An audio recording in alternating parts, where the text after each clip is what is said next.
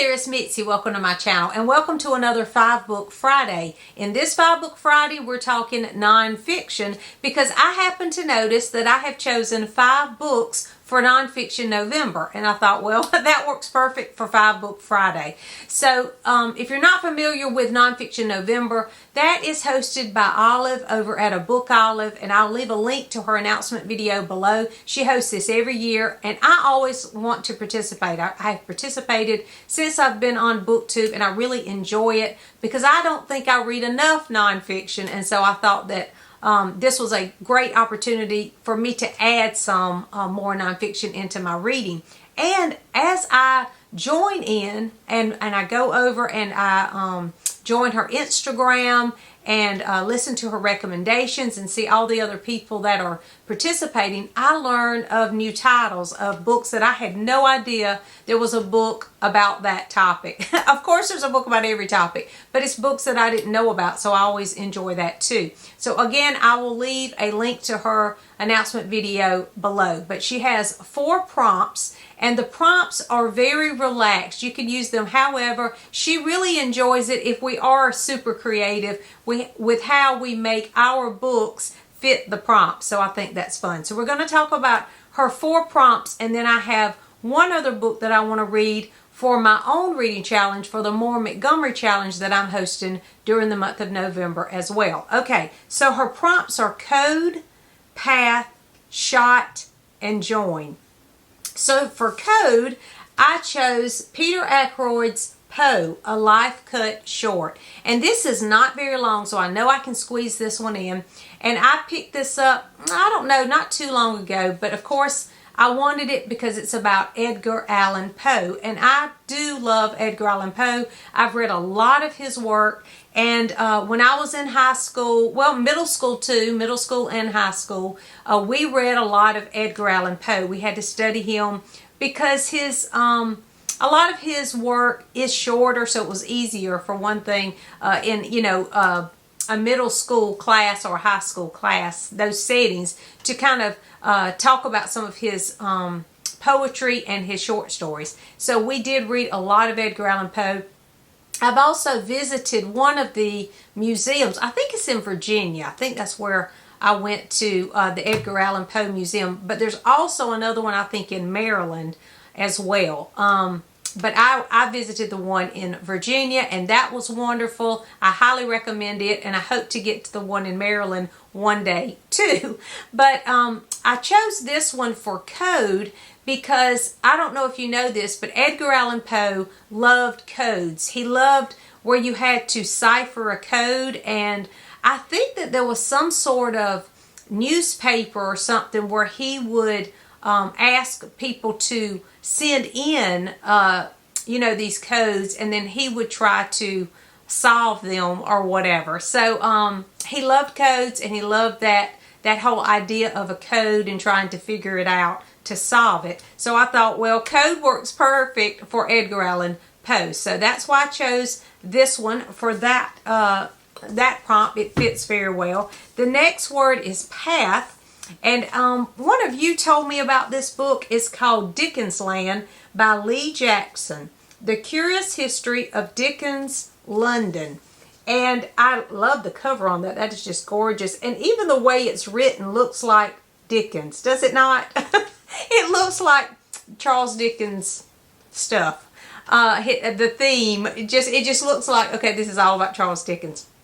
And I was really excited. I ordered this because one of you mentioned it. I was really excited about it, but I wanted to wait for Nonfiction November for this book. And I was like, how can I fit this in to read? Because I knew I wanted to read it for Nonfiction November. And with Path, the reason I am choosing this book to fulfill Path is because I know that Charles Dickens would take his famous walks at night through London, and I'm sure he took a certain path. He probably went different paths, but I'm sure that he repeated himself on his path. I mean, how many ways would he go from his steps at his home? But it says London, his history of London, so I think, well, it's a path through London. And so that's how I'm making this one work. And I thought that it actually does fit. A lot of times when I choose these books to fulfill these prompts, I am stretching it. But I think so far, that's pretty legit on both of those. Okay, the next one is Shot. Now, this is going to be a little different, but I chose Especially Father by Gladys Tabor. This will be my first Gladys Tabor, and I'm really excited about it because Sonia and Elizabeth have both told me I need to read Gladys Tabor. And so I have a few Gladys Tabor. I've picked some up ever since they talked about it. Elizabeth tells me a lot of mornings she will send me a message and read a passage from a Gladys Tabor book to me that she knows I will enjoy. And I do enjoy it, so I know I'll love it. But I just haven't had time to pick one up yet. But I chose this one especially because when I was looking inside, in the front flap, it says... where is it? Let's see. The tea party where Father shot the pine snake. So I thought, okay, the Father's going to shoot a pine snake in this at some point. And so I'm using this for Shot because it actually says on the inside flap in this book that Father shot a pine snake. So that's why I'm using this for Shot. I know it might be a stretch, but that's how I'm squeezing a Gladys Tabor in. And it does have the word shot, so I think I can use that one. And then I'm most excited about Join because I'm reading ETA James, The Woman Who Saved the Birds. So one of you told me about this book. Now, when I ordered this, I thought I was ordering the title Mrs. Pankhurst's Purple Feather. I'm looking on my laptop. I'll put a picture up of that cover. Well, this happens to be the same book. When I ordered Mrs. Pankhurst's Purple Feather, this is what came in. And so I looked, I thought, okay, wait a minute, it's the same subject. Well, it's two different editions of the same book. So it is that book, and I'm really excited about it. So thank you to the one, you know who you are, who told me about this book. I read Love on the Line recently, and in that book, there's a girl who loves birds, and she tries to get the hat maker to stop using bird parts for his hat. Well, apparently that was a real thing that happened because the beginning of this, the description of this says, I'm reading from Goodreads. It says, a heroine for our times, Etta Lemon campaigned for 50 years against the worldwide slaughter of birds for extravagantly feathered hats. So I am all in for this one. I can't wait. It says her long battle against murderous millinery triumphed with the Plumage Act of 1921. Had no idea. But her legacy has been eclipsed by the more glamorous campaign for the vote led by the elegantly plumed Emmeline Pankhurst. So I guess, I don't know much about Pankhurst, but she must have been part of the women's suffrage, I guess. So I can't wait to learn because I think it talks about both of them in this book, and that will be just amazing to find out about the difference in these two campaigns and about this Etta Lemon, because I am so excited about this book. Thank you again to whoever told me about it, because y'all know I love birds, and this is just like gonna be my 5-star prediction, I guess, for Nonfiction November is this one.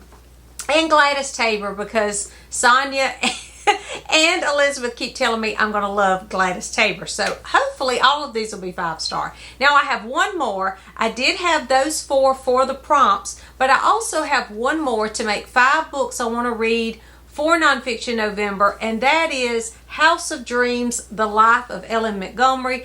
I actually had this in my stack for last year, but I did not get to it. This is a middle grade biography of Lucy Maud Montgomery, and I have wanted to read it ever since I learned about it. And it's been on my shelf probably going on 3 years, so I need to get to this one.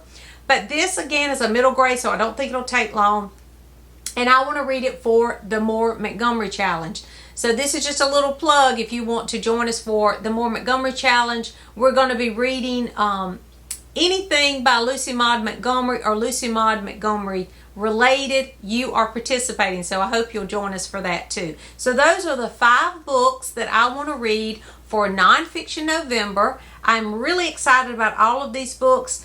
In the past, I've kind of just, okay, does this fit the prompt or whatever. This year I grabbed the books and made them fit the prompt, and they happened to fit. So I was excited about that, and I'm really excited about all 5 of these books. Let me know if you've read any of these, and let me know, are you joining in the Nonfiction November this year? Thanks for watching, and I'll see you soon.